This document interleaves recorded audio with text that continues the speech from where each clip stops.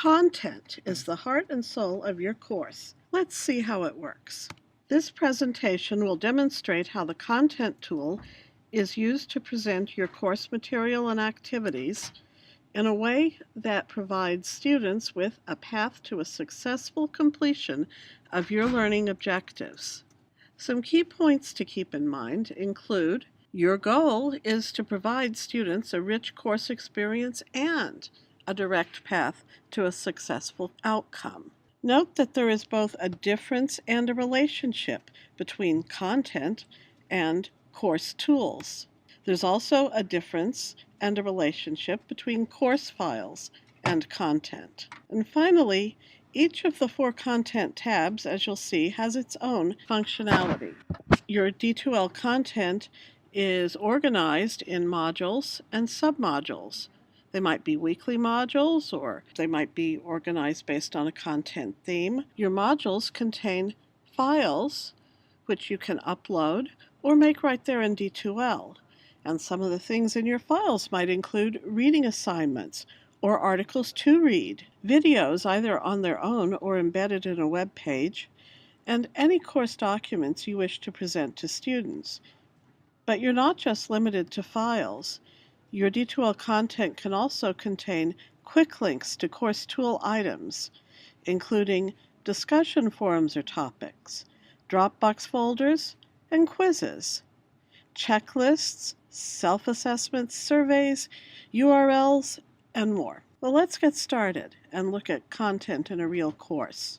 I'm in a real course, and I'm going to switch to the student role to see content from the student role. I can get into content 2 ways, from the main content link in the nav bar or from the content browser, which is called Your Course Content. This is showing me week 3 because that is where I was the last time I was looking in this course, but that's not what I want.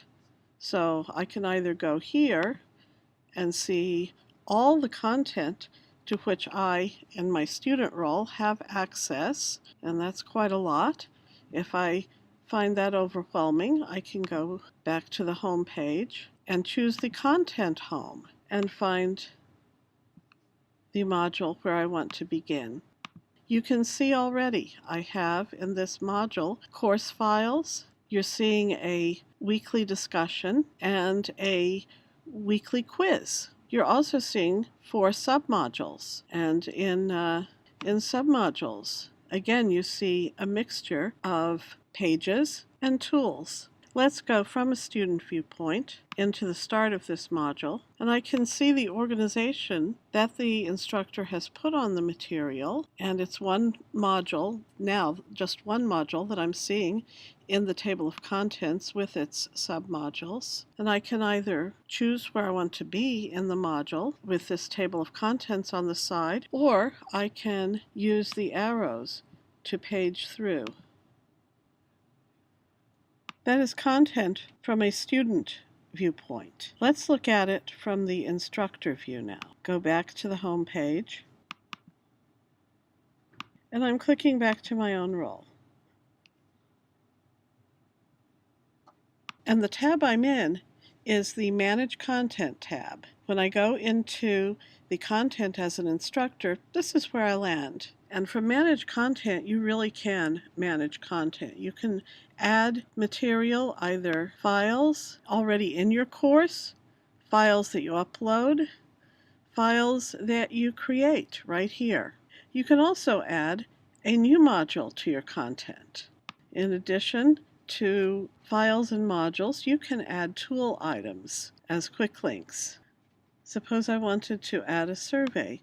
I would go here and choose the survey I wanted and click Insert, and it would be there. Don't forget the More Actions, which lets you reorder your content and even get reports on any reviews that students have left on your content page. So this is one of my 4 tabs, and it is the most powerful one. View Content is a little like what the students see, except that you can also see hidden items when you are clicking through. So this can be a little misleading if you think you're seeing what the students see, because you are seeing everything you're allowed to see. Exit this. I get to choose another tab. I'm going to choose Course Builder. It's a less granular view of your course, and sometimes when you're doing major reorganizations or when you're building a course from scratch, you can just drag in multiple modules as placeholders and then fill them in with real material when you're ready. We'll have more about the course builder in a later tutorial, but many people, particularly those who enjoy drag and drop, like using this at an appropriate time in their course development. Manage Files does what it says. It manages the files. You can upload files. You can organize them in folders. Any file you show to your students has to be here in the Manage Files, but just uploading it to Manage Files doesn't show it to students. What you have to do is link it into content. So that is your course content, but what about class tools? We saw that you can put quick links to course tool items into your content, but notice you can also go directly to those items in the class tools menu. This is where I go usually when I'm setting up a new discussion or a new Dropbox, and then I link it into content afterwards.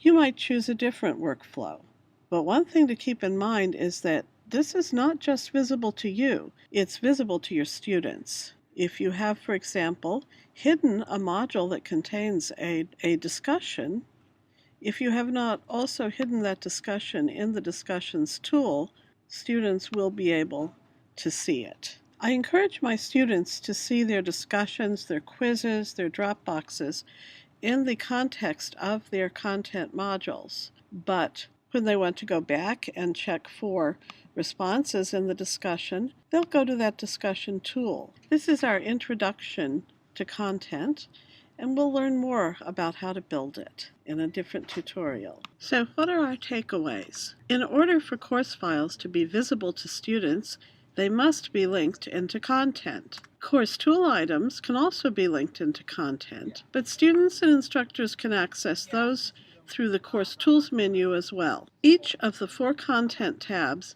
has its own functionality. Content is the big deal in your course. Have fun building it.